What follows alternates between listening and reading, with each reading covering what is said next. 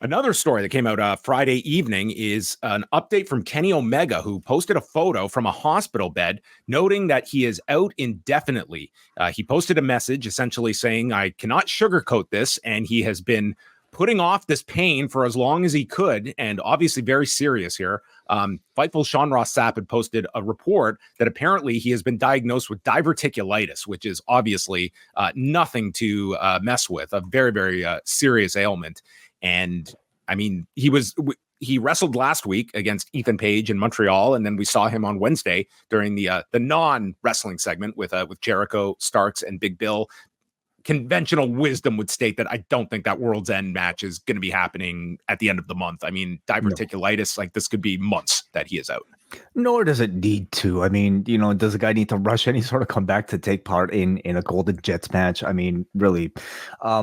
I hope, I guess the severity of the diverticulitis maybe remains to be seen, but if he says he's out indefinitely, I hope he's able to make a full recovery no matter how long it takes. Kenny Omega is one of the most important people to that company's well-being. And, this past year he was involved in some incredible matches.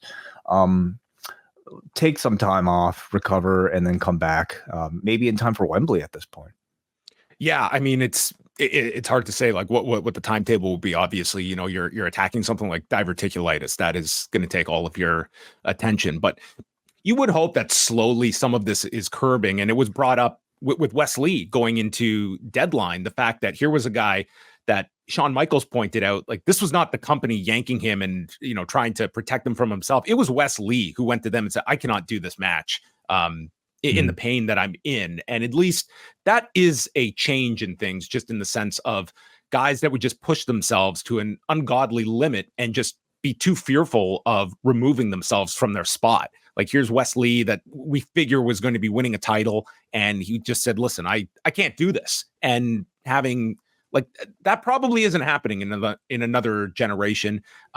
For a Kenny Omega here, like this is a guy with a very, very protected spot as well. But who knows how long he's been dealing with this either. It seems like this was something he was more of the mindset of just working through and pushing until it was unbearable. Right. We don't know. Like we don't know if what sort of symptoms he might have had. I imagine a diagnosis might have not really been there until the pain got so bad that he figured this out. But I'm sure. I mean, wrestlers we know work hurt all the time, right? But it gets to a point, I suppose, in this case or in Wesley's case, where you just can't even push.